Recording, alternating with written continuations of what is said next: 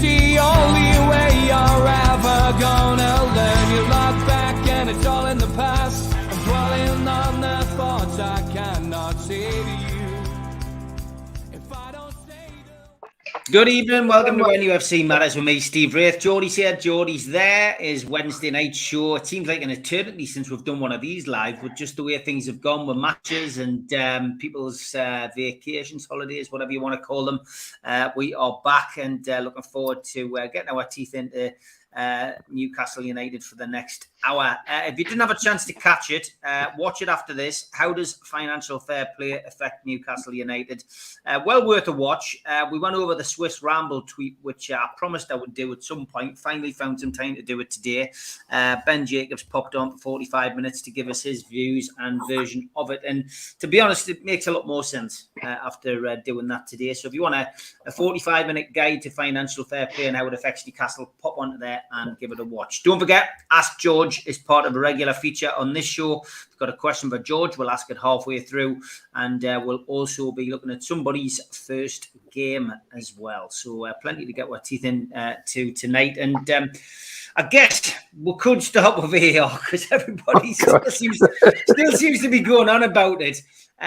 Unfortunately, it is still a topic which everybody wants to talk about, and the questions I got asked to us before the show, George, were VAR. How can we sort it out? It's we're now Wednesday, and people are still foaming, George, about the decisions that we had against us last weekend.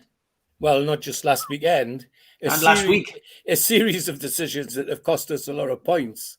I think Shearer hit the nail on the head. It's not VAR; it's the people that are applying it. They're just not up to it, or they don't appear to be up to it. And I'm kind of getting round to the feeling that has been voiced by one or two people on Match of the Day, and that is, why not involve some ex-players and ex-managers in the system now, not just referees, people who've actually been on the field and done it for real. I mean, remember when we used to have the pools panel? Yeah. Now, the ex-players used to do that, and I don't remember there ever being any problem with that. It's perhaps not an irrelevant example, but it's as close as we can get. No, and the other thing is that the so-called excuses still keep coming. See, I was keen to hear what Dermot Gallagher had to say, and at first it sounded great that yes, we were robbed, but then he comes with, but if I'd have been the referee, I would have given a penalty. What rubbish! Where was he doing his referee learning when he forgot the fact that once the ball's in the net, it's dead. You cannot do nothing else. That's it. It's finished. So it's either a goal or a free kick. It cannot be a penalty. And I thought, well, that sounds like an old referee making an excuse for a new referee. So I wasn't happy about him either. And the excuses that are coming out, I find it interesting now that someone's produced a list of all the decisions that VAR have got right, but not a list of all the ones that have got wrong. Now, if that doesn't make anybody suspicious, I don't know what would. No, I'm not surprised people are angry and upset. And until there's some independence in there somewhere, it won't be right. But it certainly... will Howard Webb in his new role as overseer make it any different? I'm not sure it will, because Howard Webb used to make some howlers when he was a referee. I think there was one notable occasion where he booked somebody 3 times. First time, second time, he didn't send them off, and then came round to a third time. So I just don't have any confidence, because the system has been damned, if you like, by the errors that they've made, and some of the other errors are just so simple. Eddie Howe asks about the one at Liverpool, about our new centre forward's goal that was disallowed, and then they start talking to him about, well, we took into account the shadows of the players. Oh my God, dear me, the shadows. If somebody on Twitter pointed out that the line that they had across the pitch wasn't even at right angles with the centre line or the goal line. It was going off somewhere else by about 3 or 4 degrees. Well, those fundamentals are wrong. There's something wrong with the whole shebang, and I'm afraid it has to be down to the people using it. So that's my take on it anyway. Mitch, has anything changed for you since the weekend? We obviously did the show on Sunday. We talked a little bit about VAR then. I mean, there's been a lot said in the media, a lot said by various pundits, ex-referees, former professionals. Anything new to add to what you had to say on Sunday? Not really. It's still my opinion. Again, it's not the technology, it's the way it's being applied and the people applying it. They can offer sincere apologies as much as they like, but that's not going to get any points back. There seems to be a scramble to try and, as always within the refereeing community, to try and protect their own, and some of that's understandable. But in this case, it's indefensible, really. Refereeing standards in this country have been dropping significantly, and Keith Hackett and Mark Halsey are two people who've called it out along the way, whether you like them or not, and whether we agree with them or not. I've spoke at length of both on various shows that you and I have been involved with over time, Steve, and they've both always been frank about it. You know, even if you talk to Halsey about the missing the tackle on Haidara by McManaman, and I think that's something he openly admits. Yep, had I had VAR around then, that would have changed my mind, and that would have been a red. You know, and so you can see how people with experience in refereeing can see how VAR can be an advantage. But right now, our officials are the laughing stock of Europe because we cannot apply it properly. We're using it entirely in the wrong way. We're almost now making refereeing decisions retrospectively, and that's not in the spirit of the game. And that's that, as far as I'm concerned. And Howard Webb's not going to change now because he's part of the old guard. How's that going to change anything? They're just bringing more of their own in. There isn't anything similar other than, I guess, the pools panel, where you could look at in the past and say, well, when have we had ex-players involved, and when have we had people outside of the officials of the game involved in making decisions that were tangible to the man on the street. But it's the kind of analogy that we need. We need people who can actually, you know, turn around to somebody officiating and say, well, that looks like a push to me, and I've played the game and I know exactly what that is. Or, yep, that looks like a dangerous challenge, but I don't think you meant it, versus, yep, that's a very dangerous challenge, and he knew exactly what he was doing. And I think sometimes only former players would be able to say that with any degree of certainty, but it's getting some of those to stick their heads above the parapet, as it were, to help with officiating former colleagues and former teammates even. So it brings other variables in which bring more potential issues. Simply, our refereeing is not good enough. We should be reaching out to places like Holland and places like Germany, where VAR is applied exceptionally well, and saying, how are you doing it better? Can you help, please? Yeah, interesting point from BT. He says the final decision will always be taken by the on-field referee, Steve. And we saw that the weekend from one of our own, Michael Oliver. Yeah, and when I saw him turn around and go, yeah, I'm going to stick with my decision, I thought, when I watched it, I thought, are you an idiot? Because it was blasted at the kid from about 3 yards. He had no option. He couldn't get his hand out the way, and Michael was still convinced himself that it was a penalty. So, you know, there's me being objectively in the other direction, going, that was never a penalty. That, and yet the referee, having gone to have a look at it, still stuck with his original decision. But you know what? I mean, maybe if we got a roving reporter mic'd up and he's walking around town and he gets a signal that says there's a VAR decision at St. James's Park, what do you think? And then we just go to a punter in the street and go, goal or no goal? And the punter goes, goal. And then it's choose. Because let's face it, it's just as daft as what's happening at the minute when they go to some knacker in Stockley Park who's obviously at the toilet and comes in and goes, no goal. They're just making it up as they go along, quite frankly, the whole PGMOL. And I've mentioned it before on shows. I've been in a room, I've listened to the current head of the PGMOL talk about decisions that are made and how that come about.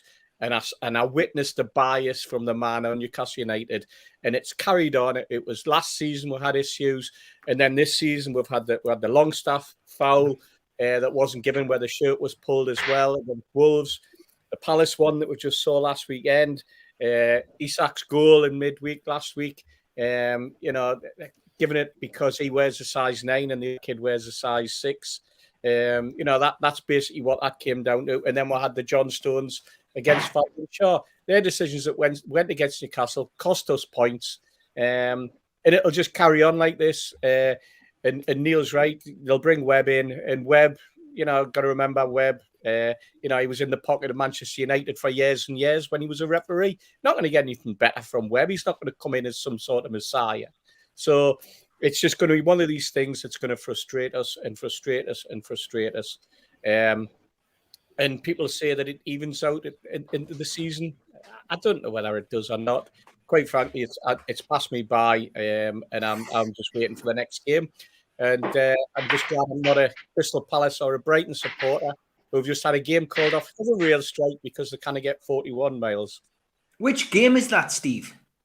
Brighton v Palace on the 15th. What, is it a Premier League game on the 15th? Yes. For the real Yeah. strike? And there was a real strike, and we had to travel 690 miles, and they didn't give a flying fuck about us. It's comical, that, like, absolutely comical. Too difficult for the Palace away fans to get to because of a Unbelievable. real strike, 41 miles. But this is the corruption that exists within the Premier League and so on. This is the way that the game's being run now by incompetent people. You know, people will go, oh, yeah, that's a good excuse. Yeah, take that. Yeah, fine. No problem. Yeah, I mean, there's issues all the time with trains as well. That's the problem. You know, I mean, you know, there's ongoing problems, and yet it doesn't get stopped for us. That's crazy. That. So some of the issues are caused by the fixture makers as well. Well, yeah. Like Plymouth on a Friday night or whatever, you know. Yeah, we're never getting easy. We're never getting easy run. Stu, no VAR officials from England going to the World Cup. Are you surprised? Not at all. It's something we discussed on Sunday, and it was when we're looking for suggestions, we had things like referees from overseas, and I think that's not even just referees, but VAR officials from overseas. Either train them or let them operate it, and still we have people who are capable of doing so. It was something that Steve Hasty just said there regarding Howard Webb and Man United. Now, it just come to my mind there. I believe I've read Howard Webb's autobiography, and I'm sure Alex Ferguson did the forward for it. I'm pretty certain. If someone can check that out when we're on it, I'm sure that's... There's also a picture of Alex Ferguson presenting Webb with a Manchester United shirt with Webb written on the back. There you go. I knew I'd seen it before. But I think the simplest and the most quickest effective way to handle this is make the conversations between the referee and the VAR and let them hear what they're saying and why they're saying it.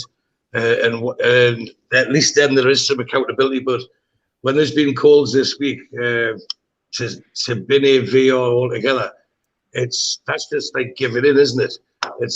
It works everywhere else. So it's just like saying, well, and if we did bin it, to me, that would give license to even less accountability for the referees because they could then do a decision and they're not going to be questioned about it. There's no VAR to disprove it. And then when you get match of the day and the likes, they start putting the things on, don't they? And freeze frames of, it was offside. If I had VAR still, that wouldn't have been given. You know, so it's. I think everyone who's involved in football agrees it's the camera doesn't lie, does it? It's the people who are applying it and their interpretation of it and why they're doing it. But we used to think the words corrupt and hell, and, you know, all these words that were thrown about over the weekend, and they still stand. But yes, the spotlight's on them. Yes, they won't apologise. They won't say, we're sorry, we got that totally wrong and we have cost these teams points. Because that does lead for a legal case, doesn't it?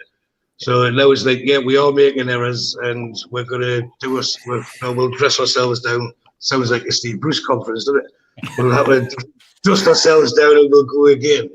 But it's lip service. That's what we meant. That's what we talked about on Sunday. It's pure lip service. But if they are going to do something about it and they are serious about it, then the best way to do it is to look at people who are doing it right. Ask them for help, or at least try and copy what they're doing, And as Mitch mentioned there, Holland, Germany, Italy, Spain, you don't have the same fury as what we're getting now. And that leaves them leaves it exposed to the corruption calls or the favoritism. And it shouldn't be like that. They should even black the players out. You know, so I mean, obviously, if they're watching the game, they'll know who's who. But yeah, I'm still more annoyed by the Isaac goal. That was ruled out. He was clearly onside.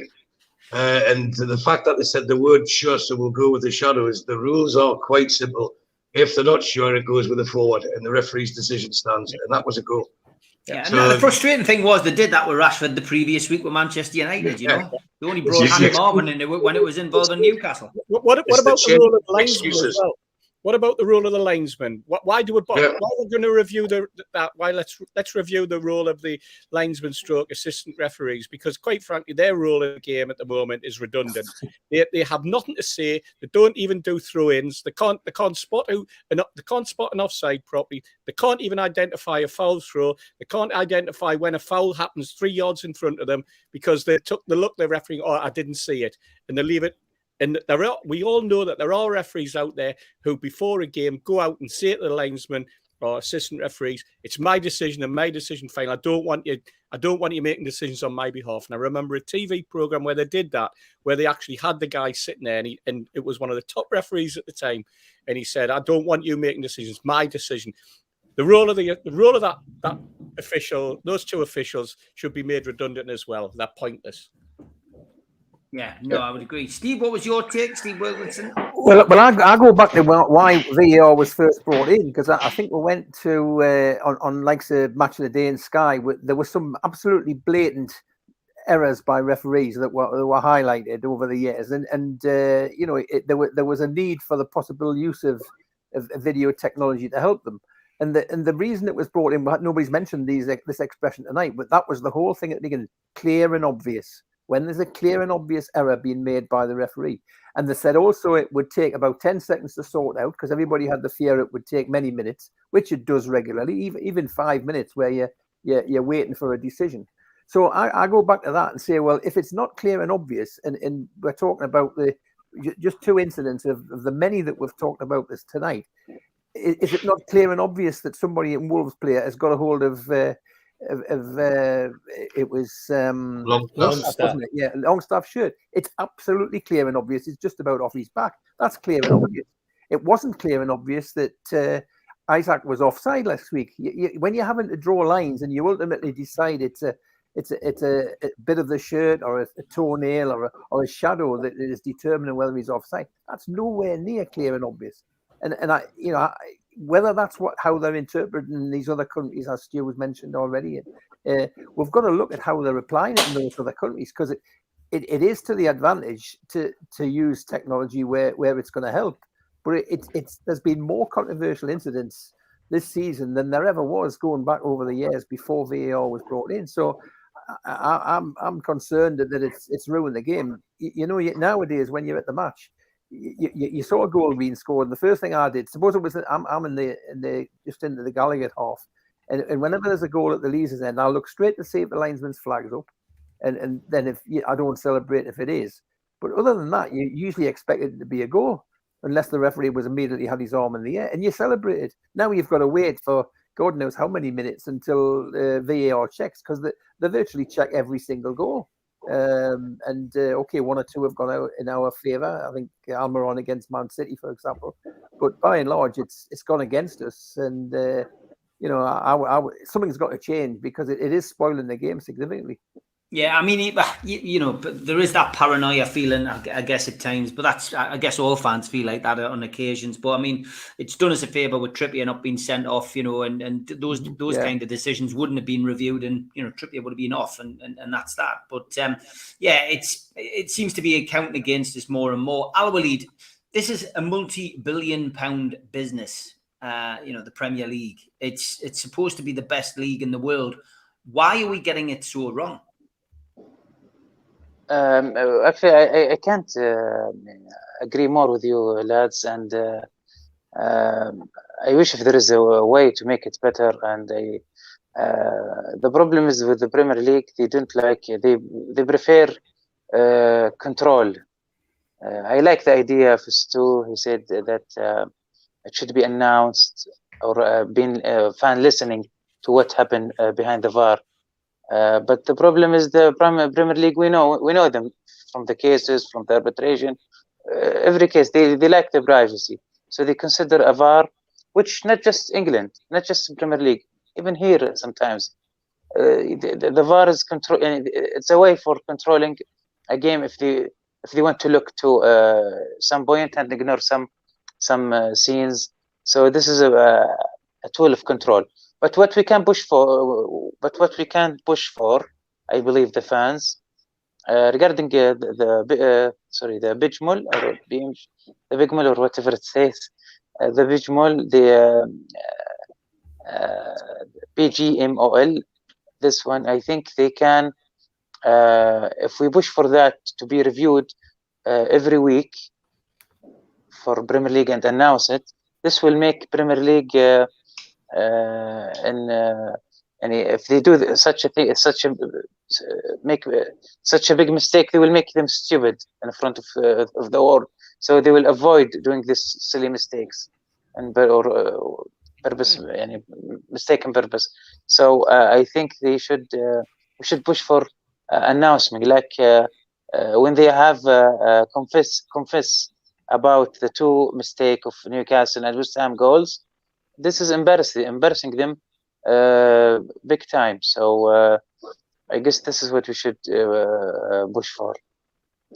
Steve, can I just add a couple of things, because I'm sure we'll talk about other things now. Is with the Premier League, you mentioned there was a multi-billion pound business. Can they afford not to get help? That's the thing. That's the brand. But to me, the offside rule, they apply it to suit themselves. There's not thousands, but there's like dozens of cases in the last couple of years. To me, as long as they should judge it by the feet and feet alone. Because if you're running or you're trying to gain advantage, you have to lean forward to get momentum, don't you? So of course your hand, your finger, your shoulder's going to be further forward than the other person who's facing the other way. They should do it on the feet like it used to be, and there has to be daylight, and that is it. If your foot's further forward than their foot is back, you're offside. It doesn't matter where your body's going, because you have to move forward. You can't run standing still from a straight up position. So there's so many simple things that we do to rectify this, but it's making it uniform across the board and not just applying it to certain teams and not others. That's where the angst is coming from, the wider fan base now, not just Newcastle, but football fans up and down the country. Yeah, I mean, there's got to be a solution, and there's an easy one out there. Managers should have one overruling, as they have in the NFL. Clint says there's only 3 people in the world didn't see the push on Willock. Unbelievable. And lots of comments coming in, keep them coming in. Alan Little says, just taking it away slightly, says, can I just say, it's as difficult buying Sam Fender tickets than it is season tickets. Any chance of bringing back overnight sleeps on Strawberry Place? It worked for me Queen tickets in 1986. Yeah, Sam Fender's Bladen Races gig, pre-sale sold out. Obviously, public sale to come, and a new date as well, 10th of June. So those people who were unlucky today, I'm sure will get tickets. The sleepovers worked for the cup final tickets of the 50s as well. Yeah. Eamon says VAR is supposed to be for clear and obvious. The only thing clear and obvious is an agenda against Newcastle. There's that paranoia again. Stephen says offside should only be so if it is obviously seen to be so. It should only take seconds. When it takes longer to analyse an offside, then clearly it's not obvious.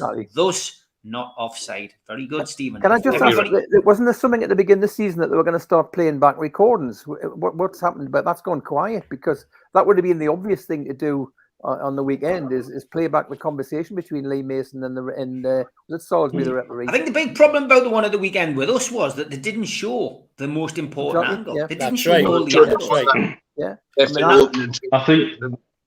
I wasn't at the game. But the commentators were saying it's clear, and then the homed in on the camera and on the pitch side screen, and they only showed the one angle. Very much so about what the operator chooses to show the referee. Yeah. And also the other thing that stands out in VAR is sometimes you'll hear them say VAR chose not to look at that. So, for example, why did VAR choose to look at Fabian Shaw's tackle against, who was it against? Wolves. But did not choose to look at Van Dijk's tackle, which was worse. Yeah.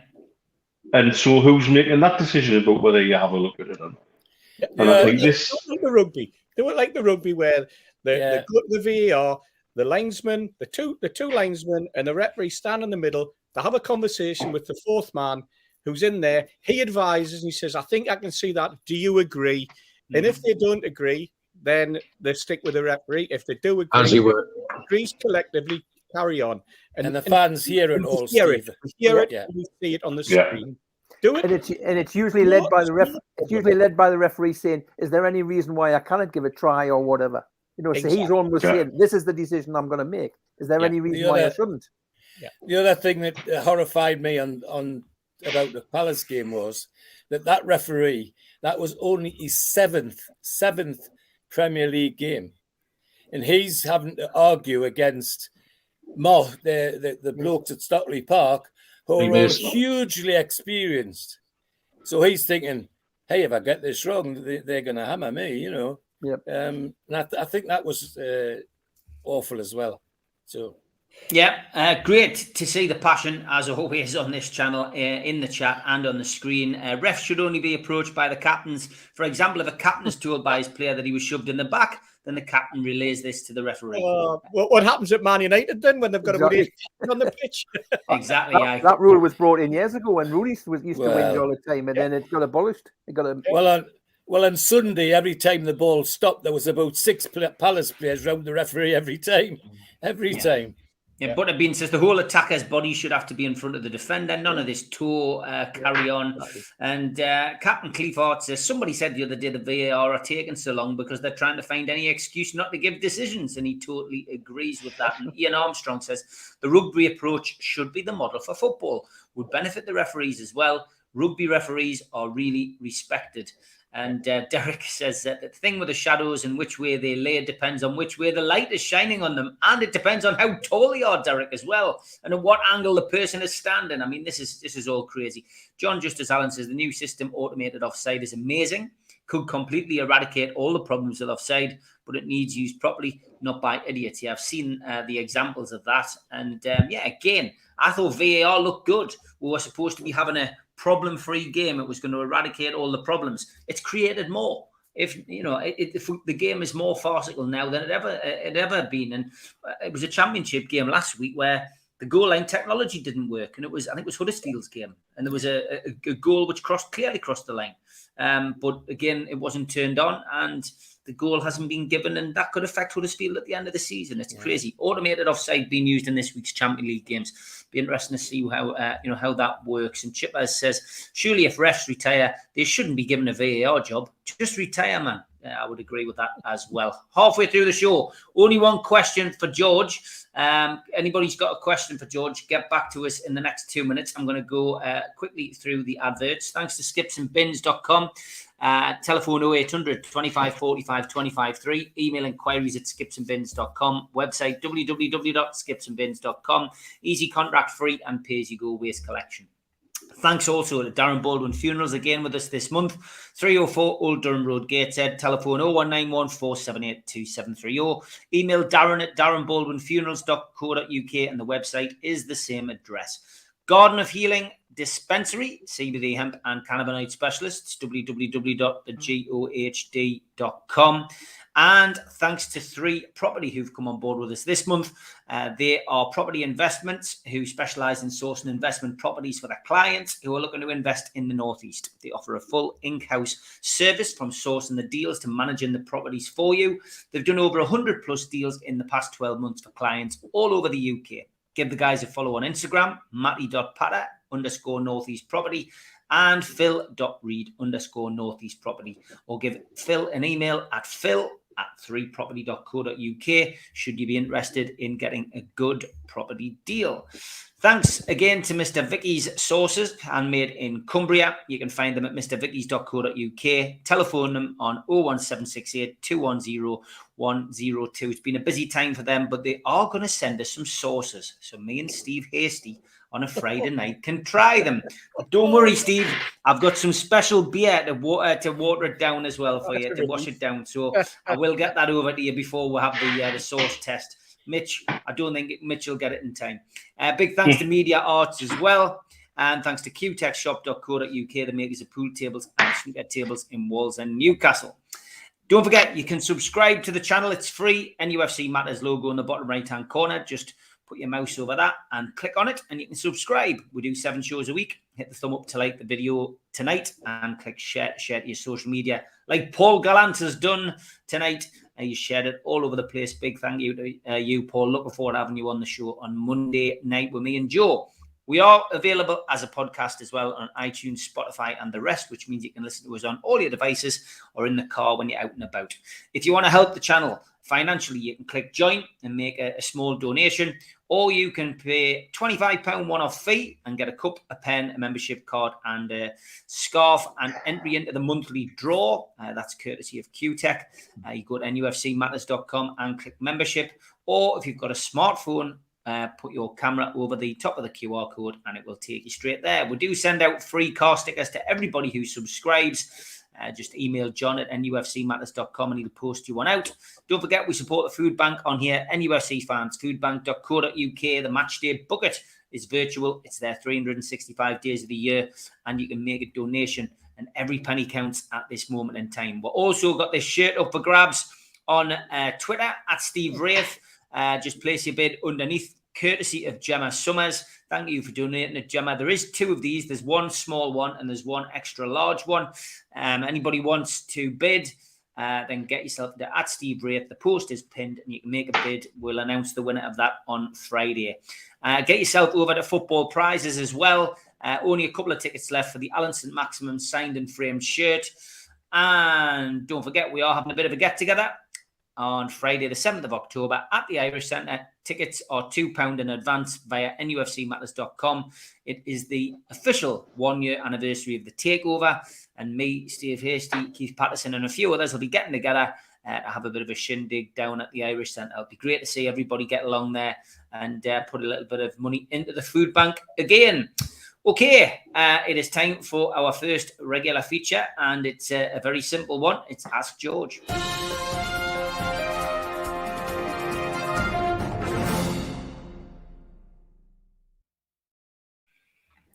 Okay, Michael West, he says, question for George. What style of football boots did you play in, George?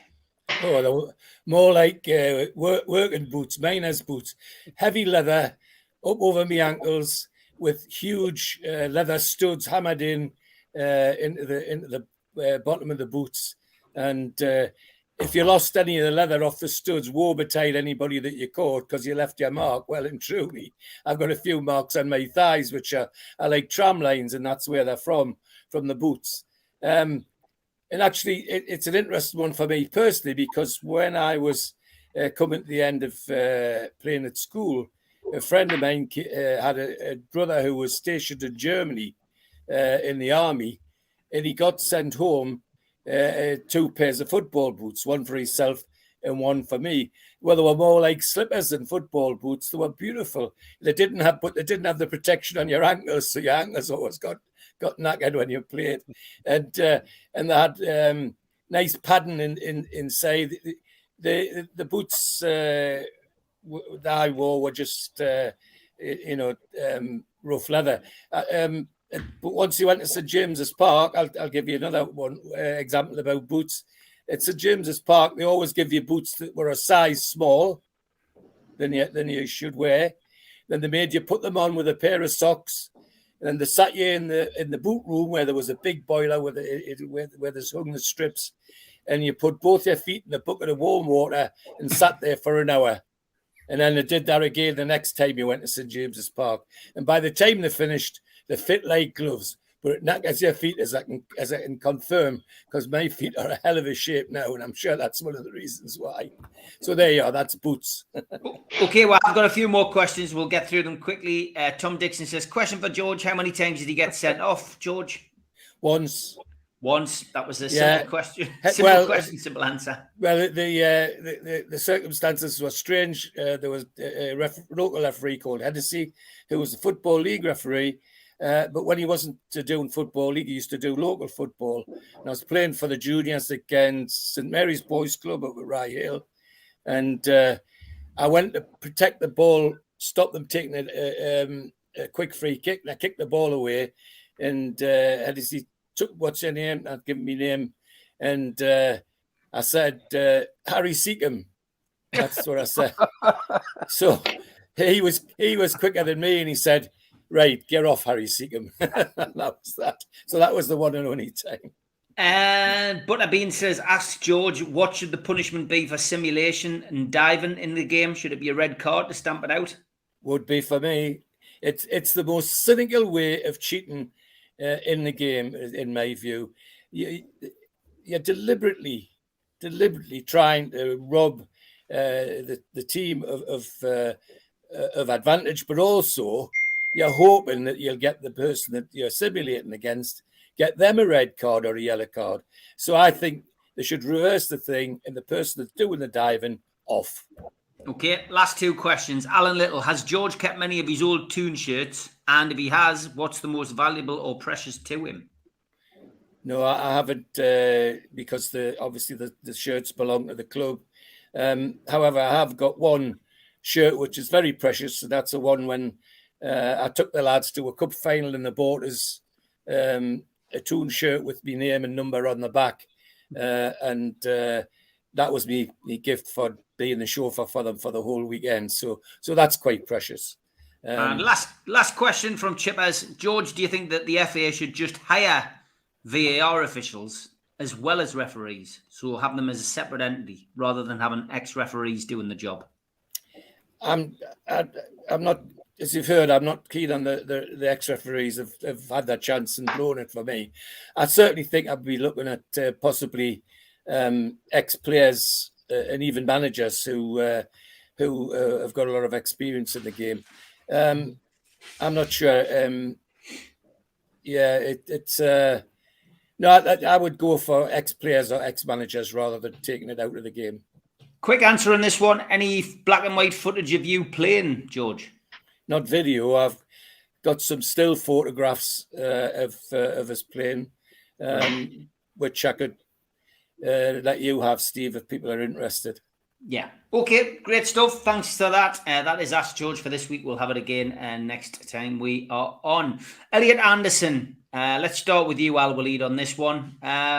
Is it time to give Elliot Anderson a start in the first team, do you think? Yes, of course. And I'm not really sure why this gradual. I think he understands it. Give him the opportunity.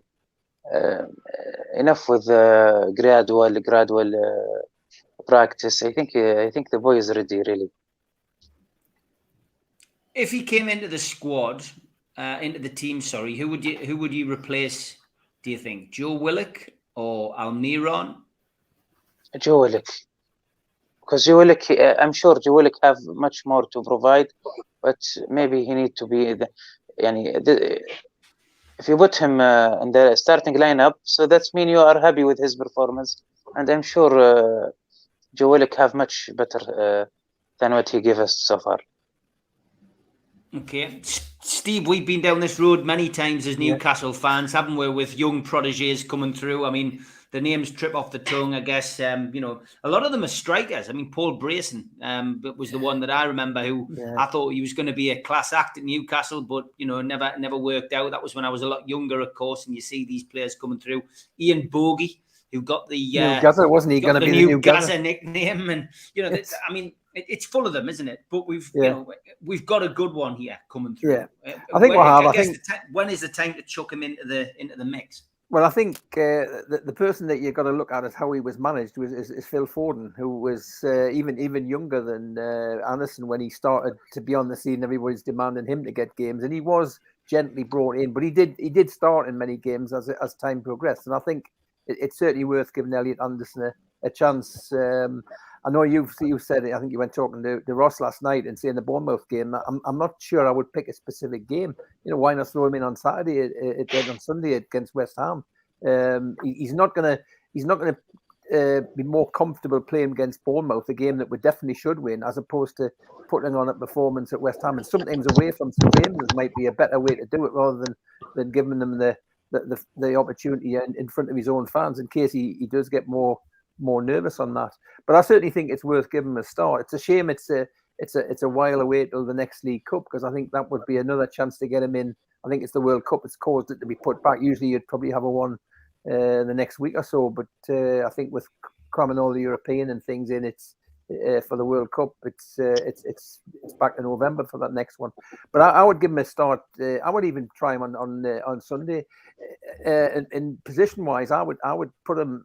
It depends whether Maxi's going to play or not. If I would put him on that position on the wide left, more inside perhaps than out on the wing, because I think that's where he was playing for Bristol Rovers. A couple of times I saw him playing for them.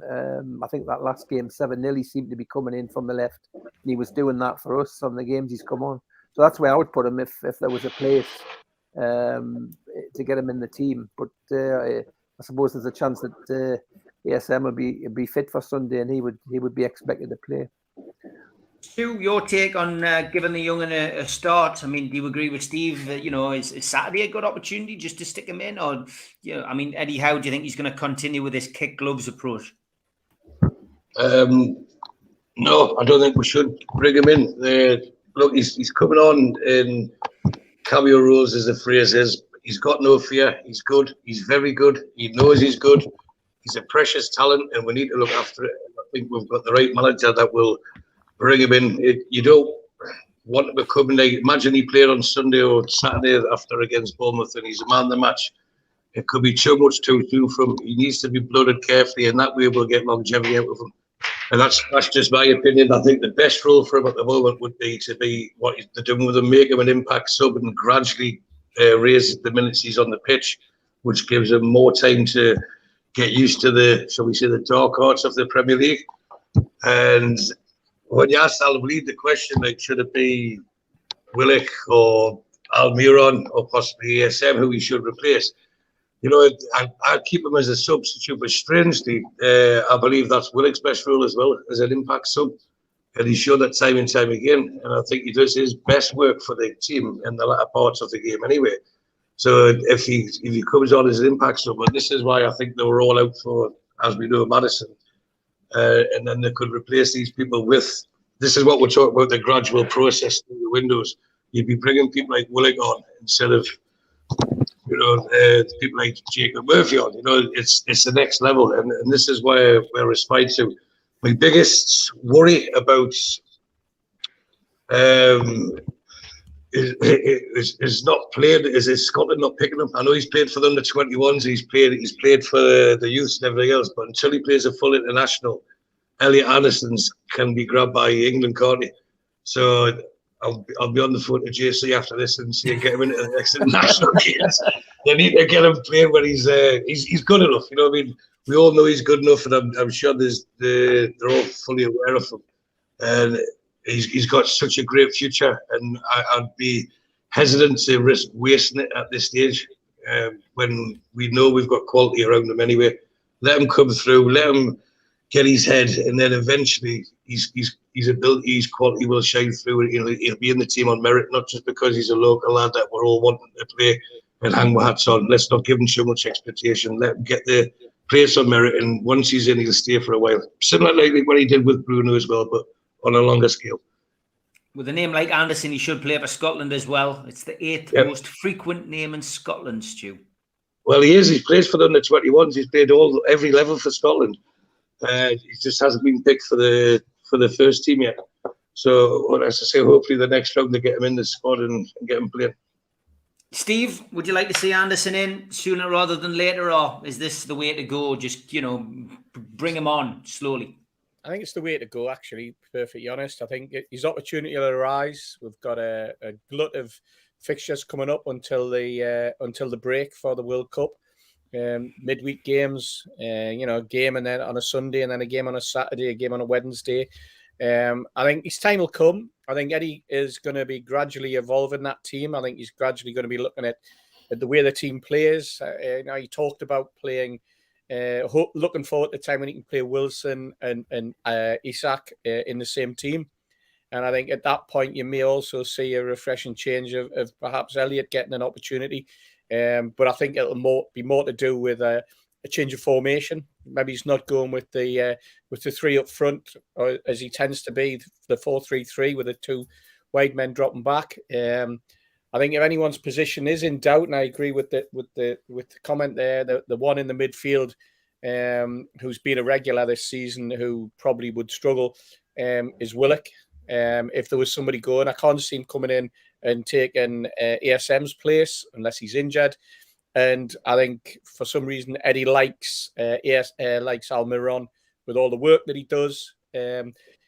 Once Elliott comes in though, and he starts to score goals, that's when he'll be putting pressure on the likes of Almiron and the likes of ASM. Because if he scores goals and we've got other midfielders who are not, then he becomes very vital cog in that team. And these are the decisions that Eddie's going to be making over the next sort of 3 to 6 months, because the lad is an amazing talent. And Southgate, pull your finger out and get him signed up for the Leave him alone. The World Cup in November.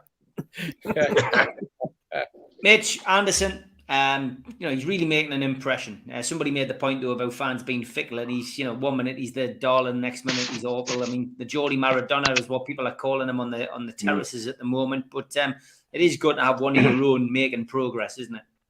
It is, and I think the key thing for me is every time he's come on the pitch, he hasn't looked out of place, and I think that's the important part. Has he looked out of place? Has he looked like he's any less or more able to deliver than somebody, say, like Murphy? And I think the answer is, well, he certainly looks at least on a par there. And therefore, I think perhaps the time is coming to give him a free role on one of the wide positions up front. And then there's a bit of pressure off in terms of certain responsibilities in the midfield. You can give him a little bit of freedom to play and express himself. He looks like he's got no fear, like a lot of these kids are, and that's fantastic. And it's good to see us actually trying to progress a 19-year-old instead of holding them back with a rubbish loan somewhere for 6 months and then getting them back in January and not really doing anything with them. I think the development of players from this level has been an Achilles heel in the club. And so to see someone progressing properly is quite a fillip, really. Yeah, no, it definitely is. And by the way, Stu, we might be drinking somewhere else tomorrow night. I'll send you a video that I've just been sent. The block of flats next to the Rammy's just gone up like a Roman candle. Has it? Aye. Yeah, mate. Well, you want to keep us posted on that. The beer's bad enough. I'm at work, so when I'm done, I'll stick my head up and have a look down the road, see what's going on. George, you were a youngster at Newcastle once, trying to make your way as a professional. It's good to see somebody like Elliott Anderson, isn't it? It is. A Geordie lad. A refreshing change. Remember, he's got a brilliant pedigree. He's related to Jeff Allen, isn't he? He is, of course, yeah. And he was no slouch as a left winger. An injury only killed Jeff Allen, because I think Jeff would have played for Newcastle for a long time. So, yeah, he's got the background. Yes, it is refreshing. And you and I, when we do years gone by things, how many kids do I tell you about who he did this and he did that and didn't get a chance? And, I can reel them off by the dozen that didn't get the chance. And one or two who didn't deserve the chance, as it happens. But never mind. I think it's great that we're giving him a go. But I think he is rapidly coming up for a start. I think if I was him, I would go to Scotland because he'll get more games than he would for England. Well said, George. And hasn't been as much. With a name like Mitchell, what could I say, Stu? Exactly, you're right. Only meaningless friendlies while we're in competitions. Yeah. Just a quick one on the news today that Tuchel has parted company with Chelsea, George. It's a harsh business, isn't it, management? I mean, you can win trophies and still get the bullet after 100 days with a new owner. It also brings into question the whole notion of how football clubs are run. What other multi-million pound business would allow a manager to invest nearly £300 million in new staff and then sack him? It wouldn't. It's just nonsense. It wouldn't happen in any other business other than football. And the fact, if you want to get rid of somebody, I'd be looking at the players who played for Chelsea last night who didn't try a leg. I'd be getting rid of some of them before I got rid of the manager, because they're not going anywhere. And if they think that just getting a new manager is going to put them right, well, they're in for a shock, because once players get that sort of attitude, it takes a lot getting rid of. Mitch, the merry-go-round of managers never surprises me, and it gets more brutal each season. I mean, it's just a case of betting who's going to go first. I think most of us thought Brendan Rodgers would be out the door before Tuchel, but I've got to be honest. I think I said it on one of the shows in the summer, and then as the pre-season friendly started, Tuchel wasn't liked by the players, hence their performances. But Tuchel's also another yes man with a new owner, who obviously thinks he can come in and sign, and wants to sign players and wants to make decisions. And Todd Bowley's got a lot to learn about soccer. If he thinks that's how it's going to work as the owner of Chelsea. They're on borrowed time from an FFP perspective now. The front load of that buyout is what's enabled them to spend in a similar way as they could under Abramovich. They've now got to try and balance the books and work with what they've got over the next 2 years, and that's going to be an interesting thing to watch. I'm going to make a prediction: whoever he gets in next will not last to January. Wow, January! This is new American owners. They want it now. They want it all now. History doesn't matter a jot to American owners. They'll take a club, they'll take a franchise with history and shift it halfway across the US if they're going to get a better deal there. And this is how US owners think. And we're going to get a little insight into how US owners behave. And I'm telling you now, if they're not pulling up trees by January after the World Cup, whoever he brings in next, he'll be gone too. Interesting. You heard it here first, as always, from Mitch. He always likes to make bold predictions, and a lot of them come true. Steve, American owners in the Premier League, we've got them already, but 100 days in and getting rid of Tuchel. Yeah, we've talked about American owners. We've talked about the influence of American TV. It's something that Mitch is absolutely right on. What I would say is the situation. It's interesting. I was reading earlier this morning after he'd lost his job that one of the things he was upset was, and this is interesting as a continental manager, he didn't like to be involved in the buying of players. He didn't want the responsibility of buying the players and being asked and being the advisor. The only player that he was all right about saying, yeah, I want, and the only one that he went for was, of all people, Aubameyang, and he bought him with a broken jaw. But Cucurella, Fofana, Sterling, they were decisions that they went to him and said, what do you think? And he went, well, I don't want to know. Because he's not done this before. It's not the way it's done in Germany. It's not the way it was done in Paris. And he didn't want to be the one with the responsibility here. But Chelsea had got rid of everybody. They got rid of Buck. They got rid of the Russian woman who was running the club. All the advisors had gone, the scouting system. But I would question, because this is an Abramovich decision. On paper, this looks like the sort of decision Abramovich would have made after 6 games. Is Todd Bowley now the Roman Abramovich, especially when we heard that the money, the 2.5 billion, is still sitting in Abramovich's bank account apparently, and hasn't whittled its way to the charity that we thought it was. There's something stinks about Chelsea at the moment, right the way through. And I wouldn't trust any of them as far as I could throw them. And I think from the body language of Thomas Tuchel, the way that he's been over the last few games, just watching his body language, watching the way he's performed on the touchline, it's been under a strange amount of pressure. But I think we've seen a totally different Thomas Tuchel since the takeover than the one that we saw last season and the season before. More irritable, more angry, unhappy. And I bet you he's absolutely delighted to be getting on a plane and flying to some little holiday resort that he's got stashed away somewhere. And he'll probably end up going back to Germany, and he'll take over at somewhere like Leipzig, who are really, really struggling at the moment and is surprising everybody. So, that's my opinion on what's going on at Chelsea. I do like this name that keeps popping up in the chat. Peter's Haddock. Abramovich is still like Palpatine, lurking in the dark, pulling the strings. I do agree with you as well. And he also says... He was through to take over. He says it's career suicide for Potter, Stu. And, of course, Potter, who's doing such a fantastic job at Brighton, who've had a bad summer because Newcastle keeps going down there and taking things off them, and now have to give permission to Chelsea to speak to their manager now. He's a wizard of a manager, that Potter, though, isn't he, sir? Hey! Spelliarmus, whatever it is. No, but strangely, like earlier today, myself, Richard, and Mr. Hasty were discussing the Chelsea situation. And then Mitch has just said his bit, and then Steve started off so well. And I thought they were going to leave it to me to mention the possibility of Abramovich still being involved. So cheers, Steve, for getting all that. So it's not me that's going to get the grief this week. But it's true, though, the money hasn't been spent, and it is very much an Abramovich decision, isn't it?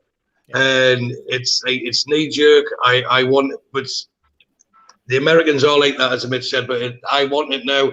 Tuchel, his body language has been bad. He comes across as arrogant. If you look at the argument he had with Conte, I mean, that was his fault. You know, the way he grabbed him and everything else, there's no place for it. But when he's winning, he's a dream to interview, this, that, and the other. And the smugness comes out very much like Klopp. So everyone else can draw the similarities between them without me saying it. But for Potter, I would like him to speak to Chelsea and then turn them down. You know, he's got the right to speak. You know, he's proven himself. Remember when he first came into the Premier League with Swansea, everyone was laughing like, "Who's this? Managed where?" You know, and they didn't. He wasn't rated at all, and he's had to graft it. So you can't blame him for wanting what's deemed a bigger job. But I don't think he's finished with Brighton yet. You know, he's like he's painting a masterpiece and then leaving it with not even halfway done. But the potential financially that Brighton have got to Chelsea is chalk and cheese. So you can't blame any manager for wanting to better themselves and thinking, right, look at the money the players are getting, but this is my way of making a mark if he's in with one of the deemed bigger clubs like on world football. You know, so if he does go, there's always positive. If he does go, would Brighton be a challenge for us for European places or thereabouts coming in the season? Because I think he's held that team together, and it's his mantra that they've all adhered to and believed in. And it would be similar to us if Eddie Howe left, would the group of players still give the same for a new manager?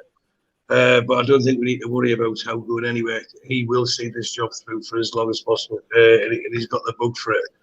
But Potter to Chelsea, money talks in football, as everyone says. But I'm surprised Brighton have given permission to talk straight away, unless they've said, "Look, we'll pay the compensation." I think he had a clause in his contracts too that if there was an approach, he could go and speak, and there was a buyout clause. 20 million, I heard mentioned. Right, so they've had to let him do it anyway, but that doesn't mean if he's speaking to him, that doesn't mean he's good. And by the time I finish this conversation, he's probably already signed for him, so I look stupid. But let him go and see what he's got to say. And he might look at that and think, you know, this isn't good for me. You know, he's clearly tactically astute. He's clearly not a stupid man. You know, so he can look at himself and think, you know what, do I want this with the Grim Reaper walking around the corner every time there's a draw or a loss? Or do I want somewhere where I'm going to be trusted and allowed to build? But we've seen managers at other clubs in his position doing that and then getting the boot later on. Anyway, you know, so the chances there, he probably will take it, but it'd be fantastic if he went and turned it down. Neil Hawkins paying a £5 to wind people up in the chat. Thank you, mate.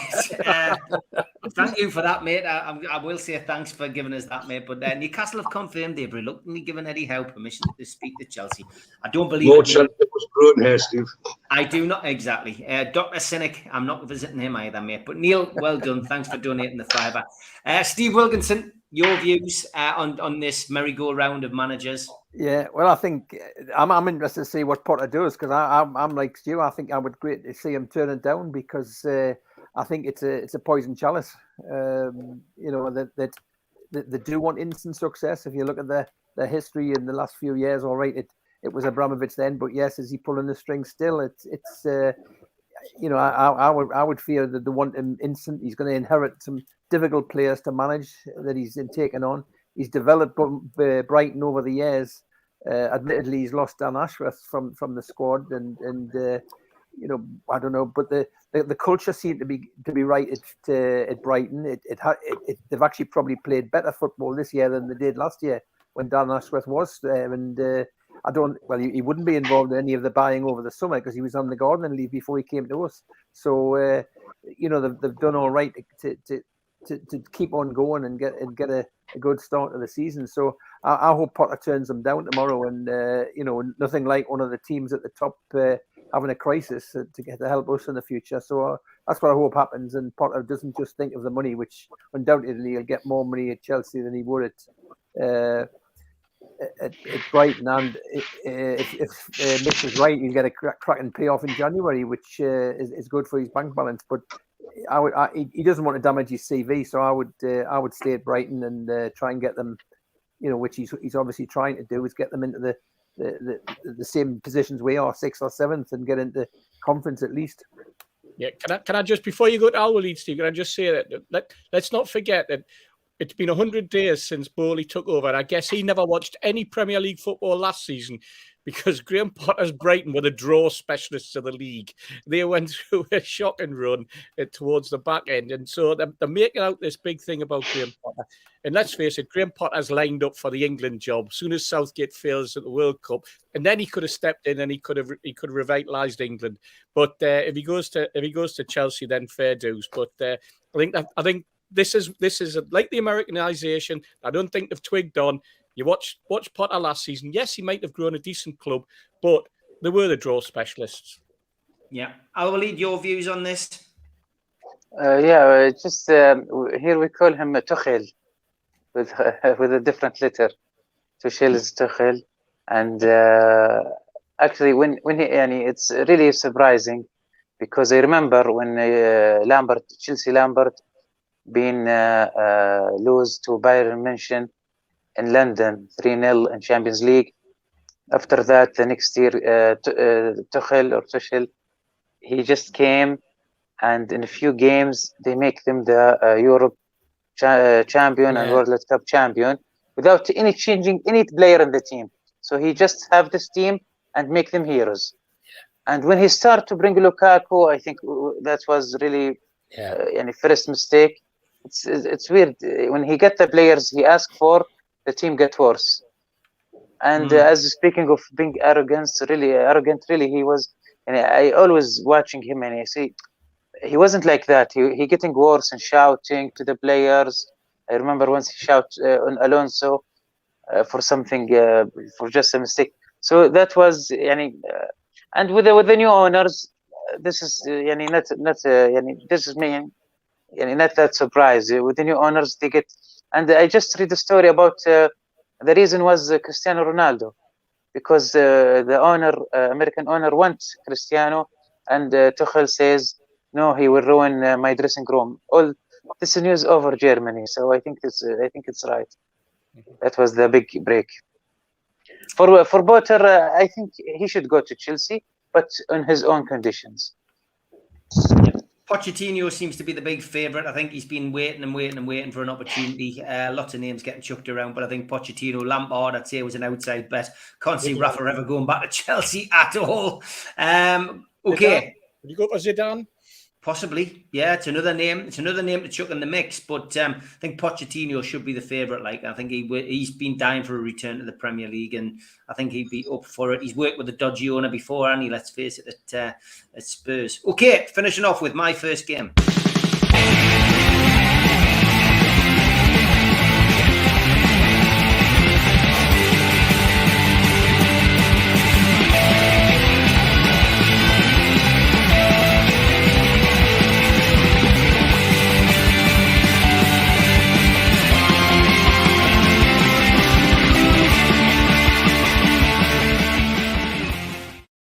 Okay, my first two match, couple of entries. If you want to send one in, by the way, just send it to me and the lads at Twitter, and we will feature them on the show. Big Al sent us this one. He says, "Hi, Steve. Watched 2 of your YouTube offerings last night.